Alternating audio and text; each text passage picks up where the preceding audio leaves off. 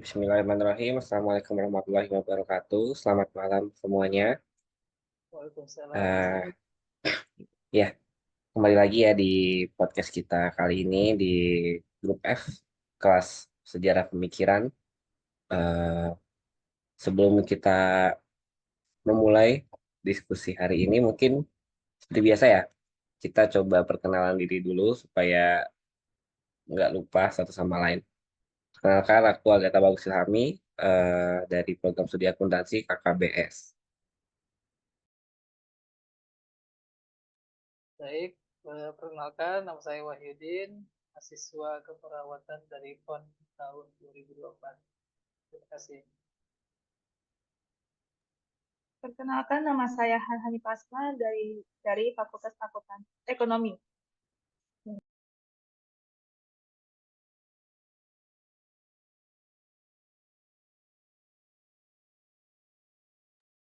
Perkenalkan, nama saya Anissa Larasati dari jurusan Akuntansi KKBS. Perkenalkan, nama saya Novita dari FON CC Intek 2024. Dan perkenalkan, saya Melisa Kartikasari dari Akuntansi.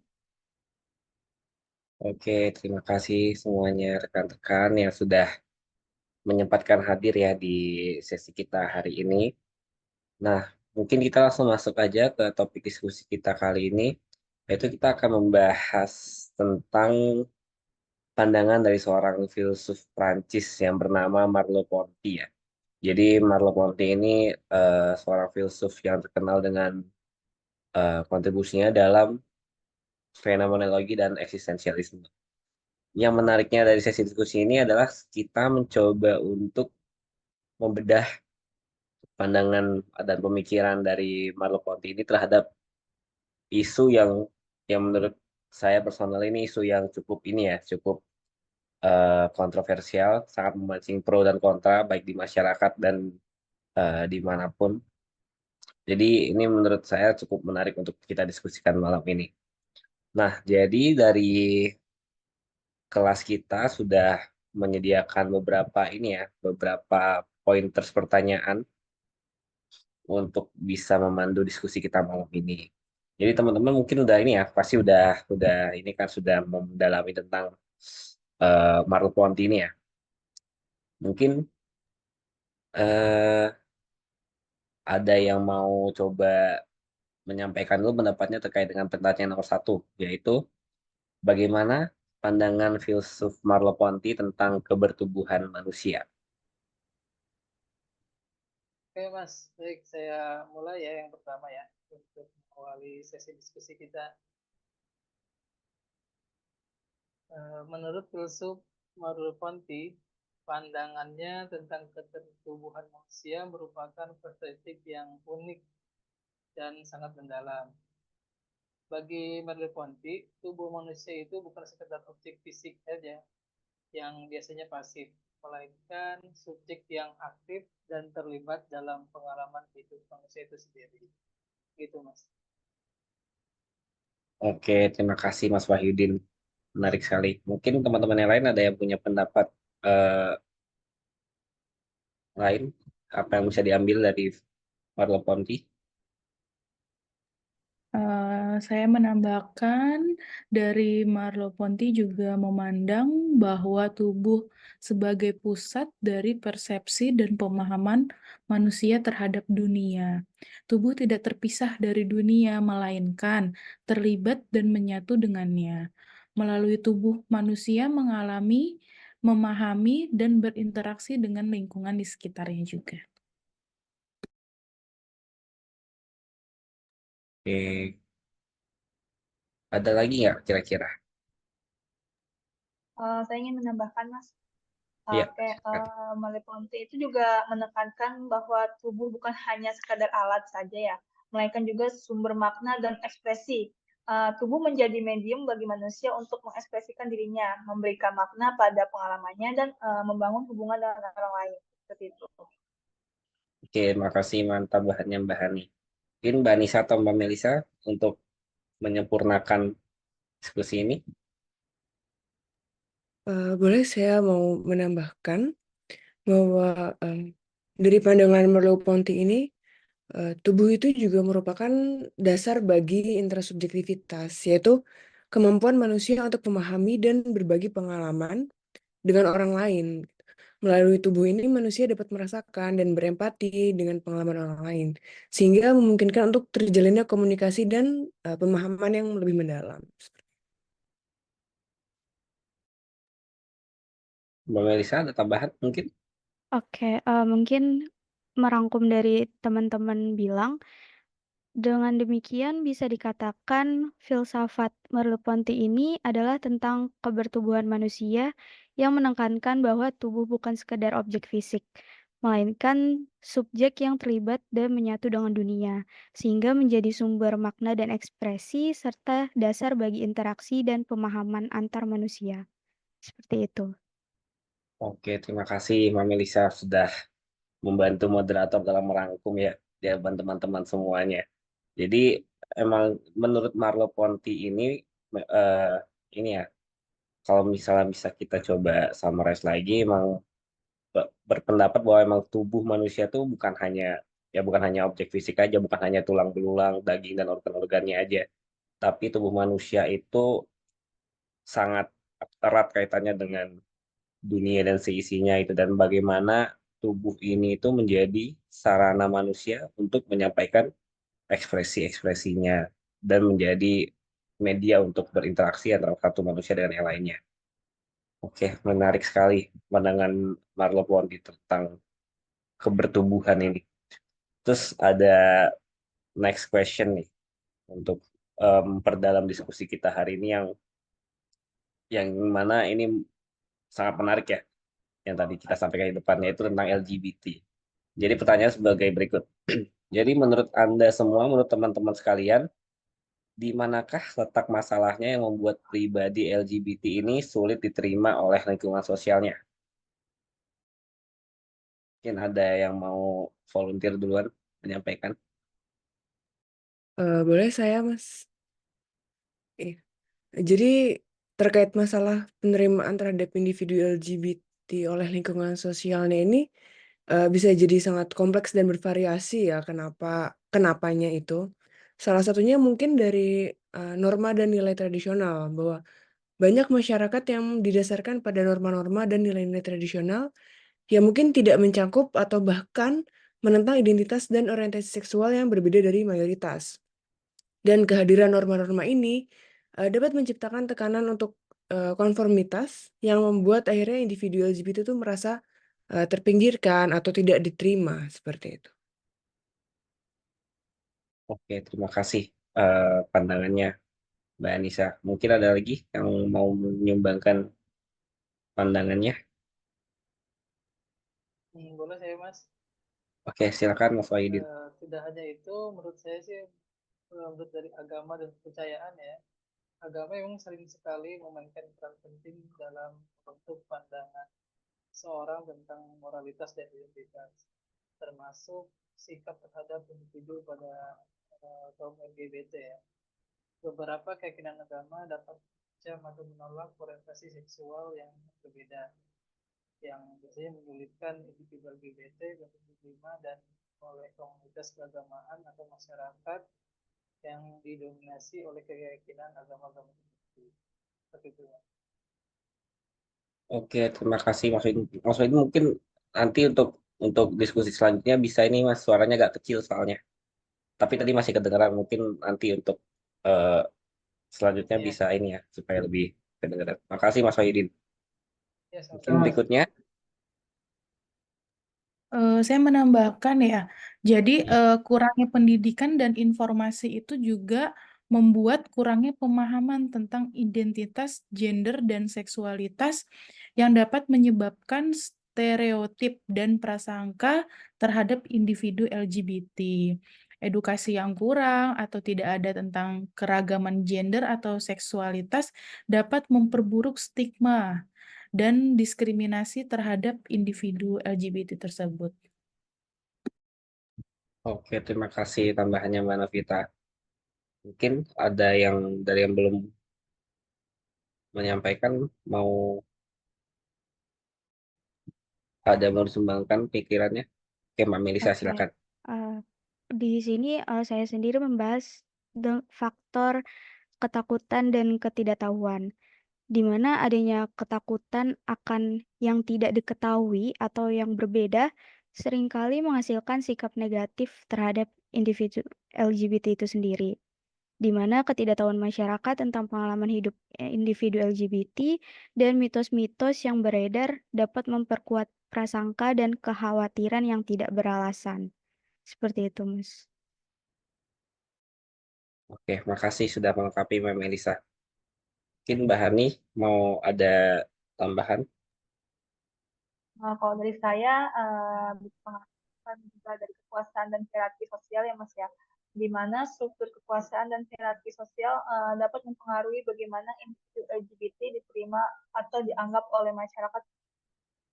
Kekuasaan yang dipegang oleh kelompok mayoritas atau yang memiliki kontrol atas institusi dapat membatasi akses dan hak individu LGBT serta menghasilkan ketidaksetaraan dalam kesempatan sosial dan ekonomi. Seperti itu.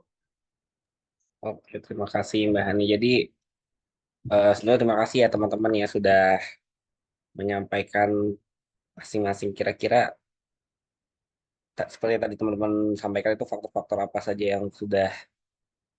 yang kita ketahui yang bisa kita tangkap di masyarakat kenapa LGBT itu agak sulit diterima oleh beberapa bagian lingkungan sosial gitu. Jadi kalau boleh di sum up lagi, jadi penerimaan individu LGBT ini seringkali merupakan hasil interaksi kompleks ya dari faktor-faktor dari teman-teman sudah sebutkan tadi. Jadi semuanya itu berkontribusi terhadap budaya dan kultur yang terbentuk dalam suatu kelompok sosial terhadap identitas dan orientasi sosial yang berbeda. Jadi masyarakat kita tuh beragam ya, ada eksklusif, ada yang inklusif. Jadi kalau misalnya di masyarakat yang lebih inklusif itu biasanya cenderung mendukung, dapat membantu mereduksi hambatan-hambatan yang tadi teman-teman sudah sampaikan dengan eh, menambah atau mempromot dengan pendidikan yang lebih baik, kesadaran akan perbedaan, kemudian keberagaman dalam nilai-nilai sosial dan budaya itu mungkin akan bisa membantu eh, menciptakan masyarakat yang lebih terbuka terhadap fenomena ini. Terima kasih teman-teman atas pandangannya. Nah, terus selain kita mempelajari tentang pandangan makhluk Ponti, kan kita sudah nonton ya, nonton film Bound 1996. Jadi kira-kira menurut teman-teman nih, bagaimana hubungannya dengan The Wachowski dalam film Bound 1996 dan pemikiran filsafat dan etika eksistensialisme menurut Sartre dan kebertumbuhan menurut Merleau-Ponty. Nah, ini kita coba kaitkan dengan dua filsuf. Jadi kira-kira bagaimana kedua sistem pemikiran atau wawasan dunia seperti ini dapat berhubungan dengan letak masalah. Ya, masalahnya di sini kita ambil dari film Bounty ya, yang udah kita coba tonton sama-sama. Mungkin ada yang mau memulai? Siapa yang mau menyampaikan Boleh pandangan saya pertama, Mas. ini? Ya, silakan Mas. Kedengeran suaranya? Oke, di dalam film Bound yang dirilis tahun 1996 yang disutradarai oleh Wachowski, ini biasanya yang lebih dikenal dengan trilogi The Matrix ya, yang film setelahnya, terdapat beberapa elemen yang dapat dianalisa dari sudut pandang filsafat, khususnya yang terkait dengan tema kita yaitu dengan yang dikembangkan oleh Jean-Paul Sartre. Yang pertama, menurut saya sih kebebasan dan tanggung jawab.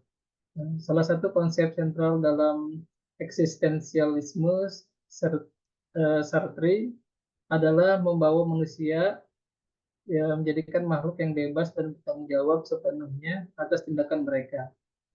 Di dalam film Bound, tema ini dapat tercermin melalui karakter Porky, Violet, dan Caesar, di mana masing-masing memilih tindakan mereka sendiri dan bertanggung jawab atas semua konsekuensinya, baik itu dalam hal hubungan pribadi atau dalam rencana mereka yang lebih gelap dalam film tersebut. Gitu, Mas. Oke, terima kasih Mas Wahyudi. Mungkin teman-teman yang namanya kayaknya nih ada yang bisa banyak kita explore dari film ini terkait dengan Sartre dan Merleau-Ponty. Mungkin ada yang mau menambahkan? Saya menambahkan terdapat beberapa elemen ya. Yang kedua ini ada absurditas kehidupan, di mana eksistensialisme seringkali menekankan absurditas atau ketidakbermaknaan dalam kehidupan manusia yang dapat menghasilkan konflik batin. Dalam Bond, konflik ini dapat terlihat dalam ketidakmampuan karakter untuk mengontrol keadaan mereka sepenuhnya, meskipun mereka berusaha untuk melakukannya. Ini tercermin dalam plot yang rumit dan perubahan yang tidak terduga dalam kehidupan para karakter. Oke, menarik sekali Mbak Novita. Mungkin ada lagi yang masih punya pendapat lain atau menemukan hal lain yang bisa dikaitkan dengan topik kita hari ini. Menambahkan dari film ini juga terdapat kepuasan dan penindasan, di mana di Sate juga mengeksplorasi konsep kekuasaan dan penindasan dalam hubungan sosial. Dalam Bound di sini dinamika kekuasaan antara karakter utama Violet, Torky, dan Caesar memainkan peran penting dalam mempengaruhi jalan cerita. Ini mencerminkan pertanyaan etis yang mendasar tentang bagaimana manusia menggunakan kebebasan mereka dan bagaimana mereka memanifestasikan kekuasaan mereka terhadap orang lain.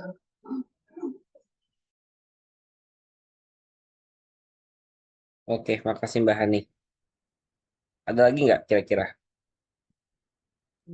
Saya mau menambahkan terkait dengan konsep subjektivitas dan juga eksistensialisme. Ini menunjukkan bahwa pengalaman pribadi dan pemahaman subjektif tentang realitas itu adalah hal yang sangat penting gitu. Dalam film Bound sendiri, karakter Corky dan Violet ini mengalami keterasingan dari masyarakat sekitarnya karena identitas seksual mereka. Ini menyoroti bagaimana sebenarnya individu-individu ini mencoba untuk memahami diri mereka sendiri dalam lingkungan yang kadang-kadang menolak atau bahkan menghakimi mereka. Oke, mungkin yang belum Mbak Melisa ya? Iya, oke. Iya, silakan Mbak. Kalau dari saya, dengan menganalisis film Bond ini dari perspektif filsafat eksistensialisme Sartre, di sini kita dapat melihat bagaimana film Bond ini mengeksplorasi tema-tema yang seringkali terkait dengan kebebasan, tanggung jawab, absurditas, kekuasaan, serta keterasingan. The Wachowskis ini melalui narasi mereka memberikan pandangan yang kompleks dan dalam tentang kondisi manusia dan hubungannya dengan dunia, sehingga hal ini mengundang penonton untuk merenungkan masalah-masalah etis dan filosofis yang mendasar. Seperti itu, Mas. Oke, makasih Mbak Melisa sudah mensum up jawaban teman-teman. Jadi itu ya, ada kebebasan tanggung jawab, ada absurditas kehidupan, kemudian kekuasaan penindasan, terus tadi ada subjektivitas, ada keterasingan. Jadi banyak sebenarnya elemen di dalam film Bourne ini yang bisa kita kaitkan dengan pandangan dari Jean Paul Sartre. Tapi terus kalau misalnya tadi kan kita kaitkan dengan dengan pandangan Sartre ya. Kalau misalnya tadi belum ada yang menyampaikan tentang ini nih, tentang kaitannya dengan pemikirannya Mario Ponti. Mungkin ada yang mau coba ini nggak, coba analisis dengan pemikirannya Mario Ponti. Iya Kak, saya coba untuk menghubungkan ya antara Oke, boleh. film horor ini dengan pemikiran filsafat eksistensialisme menurut Merleau-Ponty dapat kita eksplorasi dengan beberapa konsep sentral yang relevan dalam karya filsuf Prancis ini. Yang pertama itu mengenai fenomenologi dan pengalaman subjektif, di mana Merleau-Ponty adalah seorang fenomenolog yang sangat menekankan pengalaman subjektif individu dan hubungannya dengan dunia luar. Dalam Bond ini, karakter-karakter utama seperti Corky dan Violet mengalami perubahan mendalam dalam persepsi mereka tentang diri mereka sendiri dan dunia sekitar mereka. Fenomenologi Merleau-Ponty menyarankan bahwa kita tidak dapat memahami dunia secara objektif terpisah dari subjektivitas kita. Ini dapat tercermin dalam bagaimana karakter-karakter utama dalam film bergerak dari keterasingan menuju integrasi lebih dalam dengan identitas mereka sendiri. Oke, makasih Mbak Novita tadi yang sudah duluan menyampaikan pandangannya tentang Merleau-Ponty terkait dengan film kita yang sudah kita tonton bersama. Ada lagi yang mau nambahin terkait dengan Eh, pandangan Merleau-Ponty? Iya, saya mau menambahkan kalau di sini saya menurut faktor tubuh dan pengalaman sensorik, di mana Merleau-Ponty sendiri menekankan peran tubuh sebagai pusat dari pengalaman manusia. Ponty sendiri menganggap tubuh sebagai medium utama di mana kita berinteraksi dengan dunia. Dan dalam film Bond ini, tubuh dan ekspresi fisik sangat penting dalam mengembangkan hubungan antara Corky dan Violet, serta dalam mengeksplorasi kekuasaan dan kontrol dalam dinamika mereka dengan Caesar. Nah, cara pengaruh fisik dan seksualitas mereka diperlihatkan dapat diinterpretasikan dalam konteks filsafat Ponty sendiri tentang hubungan antara tubuh, persepsi, dan identitas. Seperti itu. Oke, terima kasih Mbak Melisa. Masih mau menyumbangkan pendapatnya terkait dengan Merleau-Ponty? Boleh Mas, saya coba Oh ya, silakan. untuk berpendapat. Yang selanjutnya yaitu keterlibatan dan ketergantungan. Menurut pandangan Merleau-Ponty, menyoroti pentingnya keterlibatan manusia dalam dunia sekitarnya dan ketergantungan mereka pada hubungan dan lingkungan sosial. Dalam film Bones, hubungan antara Perky dan Violet menjadi simbol dari keterlibatan yang mendalam antara dua individu yang saling mempengaruhi secara emosional, fisik, dan psikologis. Ini menggambarkan pentingnya interaksi manusia dalam membentuk identitas dan pengalaman subjektif mereka. Gitu, Mas. Oke, makasih Mas Payudin. Mungkin ada lagi yang mau berpendapat? Saya mau berpendapat, Mas. Menghubungkan dengan keterbatasan manusia dan kebebasan. Merleau-Ponty ini kan juga mengakui bahwa keterbatasan antara manusia dalam memahami dunia secara penuh dan menekankan kebebasan individu untuk membuat pilihan. Nah, dalam film Bound ini, karakter-karakternya berusaha untuk mengatasi batasan-batasan yang diberlakukan oleh situasi mereka sendiri, mencari kebebasan dalam hubungan dan identitas mereka. Ini mencerminkan perjuangan eksistensial dalam menghadapi kondisi manusiawi yang membatasi. Seperti itu. Oke, mungkin terakhir Mbak Novita untuk melengkapi teman-teman yang lain. Sedikit mau menambahkan ya, Mas ya. Mbak Ani yang tadi belum. Oke, ya. Melalui pemikiran Merleau-Ponty, film Bond ini dapat dilihat sebagai eksplorasi yang mendalam tentang pengalaman manusia, identitas, tubuh, dan interaksi sosial. Film ini menghadirkan narasi yang kompleks tentang bagaimana individu tersebut mengalami dan memahami diri mereka sendiri dalam konteks hubungan interpersonal dan kekuasaan, sekaligus menyoroti penting persepsi dan pengalaman sensorik dalam membentuk realitas subjektif mereka. Oke, makasih teman-teman semuanya sudah mencoba untuk ini ya mengaitkan dengan pandangan Sartre dan Merleau-Ponty juga. Jadi mungkin kalau bisa kita simpulkan dari kedua filsuf ini, jadi letak masalah penerimaan pribadi LGBT oleh lingkungan sosial ini dapat kita telusuri lewat benturan antara kebebasan individual, yaitu yang mana digambarkan melalui eksistensialisme Sartre, dengan norma-norma sosial yang dominan. Kemudian kalau kita melihat konsep ketertubuhan oleh Merleau-Ponty yang dapat membantu kita memahami bahwa identitas dan ekspresi diri dari komunitas LGBT ini adalah sebuah bagian dari integral yang berasal dari pengalaman hidup mereka.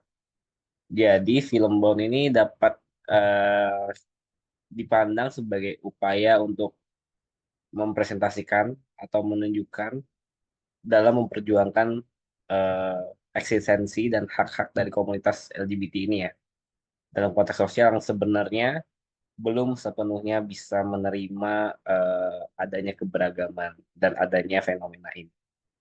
Oke, terima kasih ya teman-teman, sudah bagus sekali tadi mencoba untuk mengaitkan dengan Sartre dan Merleau-Ponty. Nah, terakhir nih yang nggak kalah menariknya sebagai pertanyaan penutup dan juga eh, untuk menunjukkan eh, pemahaman kita terhadap materi kali ini.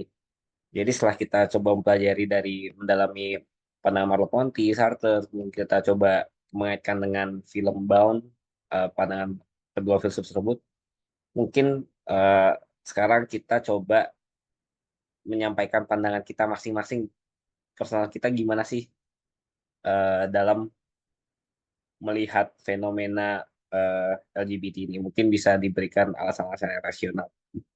Mungkin bisa dari Mas Wahyudin dulu mungkin ya.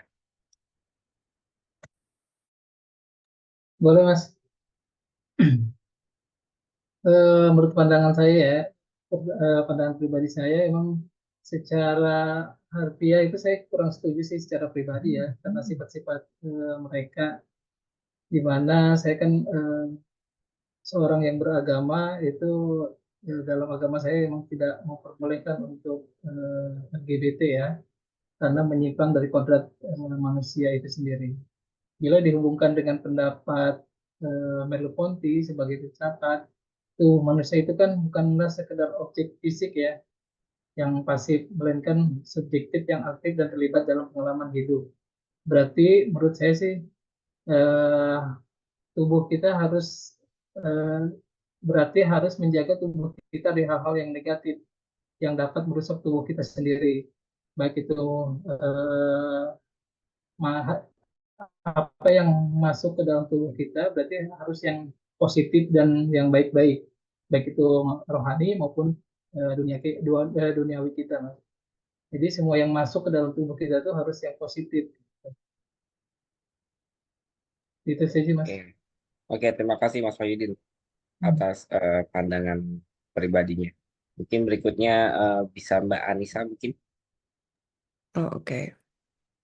Kalau pendapat saya ya terkait dengan LGBT ini kan merupakan pilihan hidup dari masing-masing individu ya, dan kita sebagai orang lain itu nggak bisa dengan begitu saja menilai atau mencap buruk atas fenomena LGBT ini. Kayak kalau misalnya dihubungkan dengan Sartre ini kan ia menghargai kebebasan individu, dan individu itu tidak hanya bergantung pada esensi saat ia dihidupkan, tapi juga manusia itu sendiri atau individu itu sendiri yang menentukan dirinya sendiri melalui tindakan yang dilakukannya. Dan sebenarnya atas tindakan dan tujuan yang sudah ia pilih itu ya ia harus bertanggung jawab seperti itu kan. Dan kita sebagai manusia lain di luar individu itu juga nggak bisa menghakimi atas pilihan-pilihan yang ia pilih dan ia tanggung jawabkan. Dan kalau misalnya dihubungin sama pemikiran Marlowe ini kan ya, Marlowe menekankan bahwa pengalaman tubuh seseorang itu harus dihormati dan diakui sebagai bagian penting dari identitas mereka. Dan kalau di sini lebih khusus ke LGBT yang transgender sih, dia merasakan dan mengekspresikan identitas mereka itu sesuai dengan pengalaman tubuh mereka sendiri. Karena kan mereka yang hidup, mereka yang tahu pengalamannya gitu. Dan kita balik lagi, kita sebagai orang lain itu harus menghargai pengalaman individu tersebut dan pilihan-pilihannya. Gitu sih, Mas. Oke, terima kasih.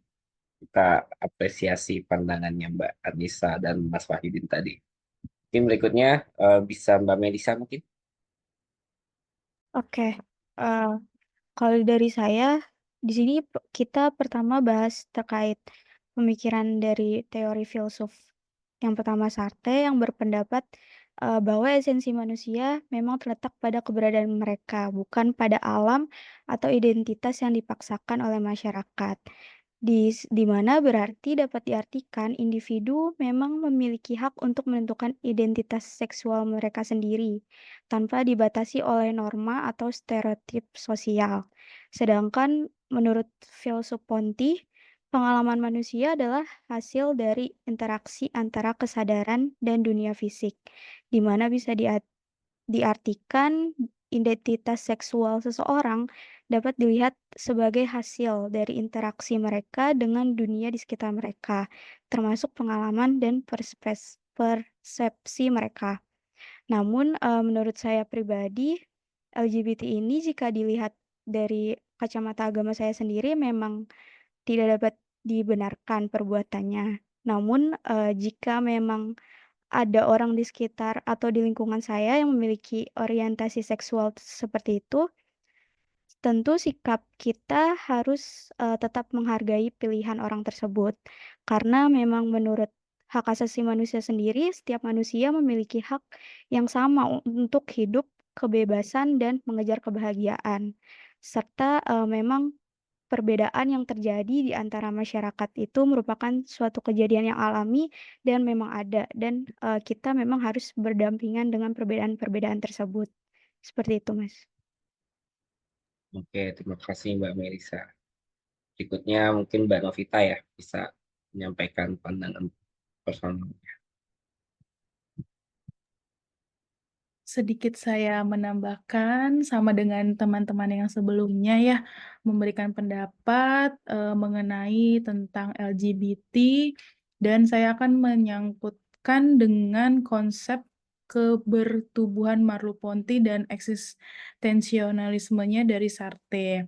Kita dapat melihat bagaimana tubuh dan kebebasan individu menjadi konflik utama dalam pergaulan LGBT tersebut sehingga tubuh LGBT ini memiliki di mana identitas mereka tuh terus ditantang gitu oleh pandangan masyarakat di sekitar sehingga menghambat individu tersebut susah untuk mengekspresikan hak-hak individu LGBT itu sendiri. Jadi untuk di lingkungan kita sehari-hari kita dapat mencari nih kalau emang misalkan itu tidak baik dalam diri kita, kita cukup mengekspresikan hak-hak mereka di luar dari yang kita pikirkan gitu. Biasanya kan kita manusia hanya melihat dari sisi negatifnya saja gitu. Jadi kita dengan cara menghargai satu sama lain sesama manusia, cukup sedikit memberikan mengekspresikan tentang diri kita terhadap individu lain gitu. Terima kasih. Oke, terima kasih Mbak Novita. Mungkin sebelum saya tutup, Mbak Hani mungkin. Ya, kalau dari saya terkait LGBT, terutama dari pandangan dari filosofi dari namanya tadi. Yang Merleau-Ponty itu kan terkait kekuasaan dan hierarki sosial terhadap LGBT ya.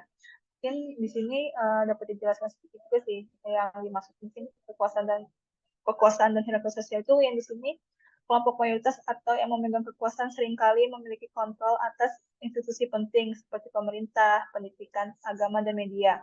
Jika kelompok ini memiliki pandangan negatif terhadap LGBT, mereka bisa menggunakan kekuasaan untuk membatasi hak-hak individu LGBT. Selain juga pengaruh hierarki sosial ini, di mana individu atau kelompok tertentu dianggap lebih tinggi atau lebih berharga daripada yang lain, juga mempengaruhi penerimaan terhadap LGBT dan masyarakat dengan hierarki sosial yang kaku. Individu LGBT mungkin dipandang rendah dan tidak diterima. Namun dari saya pun menolak adanya LGBT karena menurut saya norma budaya dan tradisional mungkin mereka tidak menerima hubungan mereka menerima hubungan sama jenis atau identitas gender non binar, dan selain itu juga kalau dari pandangan saya itu kurang etis sih dan tidak bermoral seperti itu. Oke, terima kasih Mbak Hani atas pandangan tegasnya. Mungkin untuk sebelum menutup, saya ingin menyampaikan juga pandangan saya terkait fenomena ini ya. Jadi kalau dari kalau saya ambil dari perspektif positifnya, menghormati hak-hak LGBT memang adalah bagian dari hak asasi manusia. Ya kita sepakati itu ya, karena setiap manusia itu punya hak asasi manusia untuk hidup dan ada di dunia ini. Selain itu juga kita mencoba untuk berkontribusi pada kesehatan mental pada teman-teman LGBT ini, karena mau tidak mau ya suka tidak suka mereka itu ada, dan mereka juga manusia dan yang punya hak untuk hidup itu. Jadi kita tetap perlu menghormati dan memperhatikan mereka demi tatanan hidup yang lebih baik. Namun kita juga tidak bisa mengabaikan bahwa kita hidup di lingkungan yang konservatif ya. Negara kita yang berdasarkan Pancasila Ketuhanan Yang Maha Esa ini, yang mana menunjukkan bahwa memang kita itu berdasarkan pada nilai-nilai ketuhanan ya. Jadi menekankan pentingnya nilai-nilai pada keyakinan agama yang menentang hubungan sama jenis ini dan identitas transgender. Jadi jadi melalui pandangan ini tuh menimbulkan adanya kekhawatiran bahwa fenomena LGBT ini dapat merusak tatanan sosial, kemudian bisa eh, berdampak pada perubahan sosial yang tidak stabil, karena masyarakat itu memang bukannya belum siap terhadap perubahan atau keberagaman ini, tapi memang nilai-nilai yang dianut pada masyarakat kita ini memang tidak seperti itu. Jadi eh, meskipun pandangan saya ini bertentangan dengan pandangan progresif seperti yang tadi kita sudah bahas di awal ya, dari Mark Country, baik dari pandangan kebersetubuhan maupun dari pandangan satu tentang eksistensialisme. Tapi ya itulah adanya kita hidup di lingkungan yang konservatif. Jadi kita perlu punya nilai juga untuk bisa mengemukakan sikap terhadap LGBT ini. Mungkin sebagian besar dari kita memiliki kemiripan, bersamaan dan kesepakatan dalam hal ini, tapi ya ini eh, terbatas hanya untuk tujuan akademis ya. Jadi untuk keseharian dan di kehidupan masing-masing silakan eh, kita kembalikan pada diri masing-masing. Oke, terima kasih teman-teman atas diskusinya malam ini. Sangat produktif sekali dan menarik sekali ya diskusinya dan topiknya. Mungkin kita tutup dengan bacaan Alhamdulillah, Alhamdulillah Alamin. Selamat malam semuanya. Terima kasih. Selamat malam. Terima kasih semuanya. Selamat malam. Terima kasih. Iya.